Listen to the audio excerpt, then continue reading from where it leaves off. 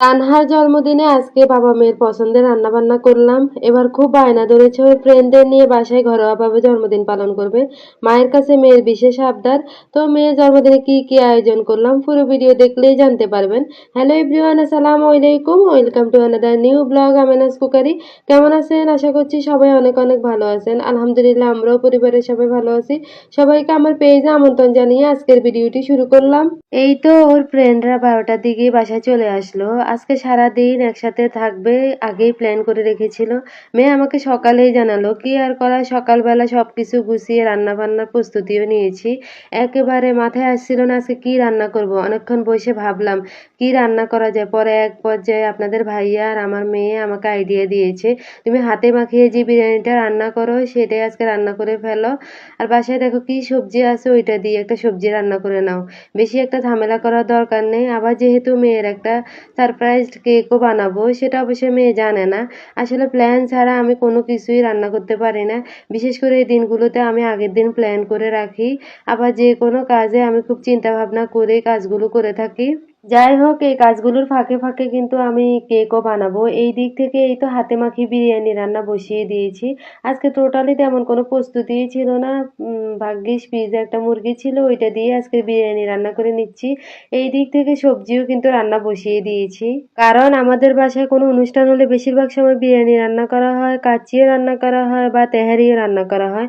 আমাদের বাসায় সবাই হচ্ছে বিরিয়ানিটা বেশি পছন্দ করে। আমার হাতে মাখিয়ে বিরিয়ানিটা সবাই খুব পছন্দের।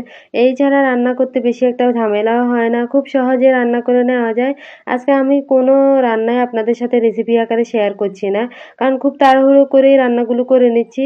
আর আজকে যে আমি রান্না বান্না করছি প্রায় হচ্ছে আমাদের বাসায় 8 জনের আয়োজন করছি, মেয়ের বান্ধবী সহ আমাদের পরিবারের সবাই মিলে টোটাল 8 জন। তো সবার জন্য রান্না বান্না হচ্ছে। আর আমি চেষ্টা করি আমার বাসায় কোনো মেহমান আসলে বা যে কোনো আয়োজন করলে আমি আপনাদের মাঝে শেয়ার করি। এতে করে অনেকে এই ধরনের ব্লগগুলো দেখে কিন্তু অনেক ধরনের আইডিয়া পেয়ে থাকেন। এই ধরনের অনুষ্ঠানে কি কি রান্না করা যায় বা কিভাবে রান্নার আয়োজন করা যায়, এই ধরনের ব্লগগুলো দেখলে কিন্তু অনেক ধরনের উপকারে আসে।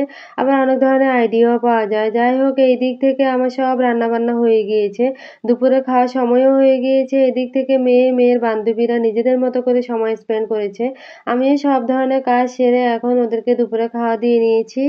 আজকে 2টা রান্নাই কিন্তু অনেক মজার হয়েছে।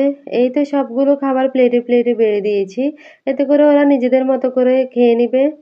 পরিবারের মেয়েগুলো বিশেষ করে বাবা মায়ের কাছে খুবই আহ্লাদী হয়। আমার মেয়ে ছোটবেলা থেকেই জন্মদিন পালনে খুবই আগ্রহী। এদিক থেকে ছেলে ব্যতিক্রম, ছেলে এগুলো ব্যাপারে অতটা আগ্রহী না।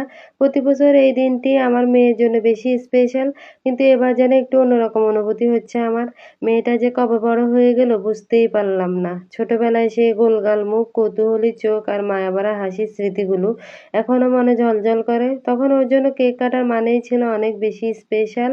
এই তো এই দিক থেকে কেক বানানো কমপ্লিট। রান্নার ফাঁকে ফাঁকে কেক বানিয়ে নিয়েছি, সবাইকে খাবার খাইয়ে দিয়ে পুরো কেকের কাজটা কমপ্লিট করলাম। আমি আজকে বাটারফ্লাই থিমের কেক বানিয়েছি। কেকটি কেমন হয়েছে অবশ্যই কমেন্ট করে জানাবেন। আমাদের কাছে তো অসম্ভব ভালো লাগছে। আপনাদের ভাইয়া আমার মেয়ে তো পুরোই সারপ্রাইজড। আমি কিন্তু কেকের অর্ডার নিয়ে থাকি, আপনারা চাইলে আমার পেজে নক দিতে পারেন। এই তো মেয়ে এবং মেয়ের বান্ধবীরা মিলে এখন কেক কাটবে। ওরা নিজেদের মতো করে এনজয় করছে। এখন সে নিজেই নিজের জন্মদিনের পরিকল্পনা করে, নিজেই নিজের সিদ্ধান্ত নেয়। মাঝে মাঝে মনে হয় সময়টা যদি একটু ধীরেই চলতো। ছোট্ট সে হাত দুটো, যে হাত ধরে প্রথম হাঁটা শিখিয়েছিলাম, আজ অনেক বড় হয়ে গিয়েছে। কত দ্রুত বড় হয়ে গেলে বুঝতেই পারলাম না। যাই হোক, তুমি যেন সবসময় নিজের প্রতি বিশ্বাস রাখো, মানুষের প্রতি সম্মান আর ভালোবাসা রেখে এগিয়ে যাও। তোমার প্রতিটি জন্মদিন যেন এমনই ভালোবাসা আর সাফল্যে ভরে ওঠে, এটাই মা বাবা হিসেবে কাম্য। এটাই প্রার্থনা করি। শুভ জন্মদিন তোমার। আজকের মতো এখানেই বিদায় নিচ্ছি। সবাই ভালো থাকবেন, সুস্থ থাকবেন। নেক্সট ভিডিওতে আবারও দেখা হবে। আল্লাহ হাফেজ, আসসালামু আলাইকুম।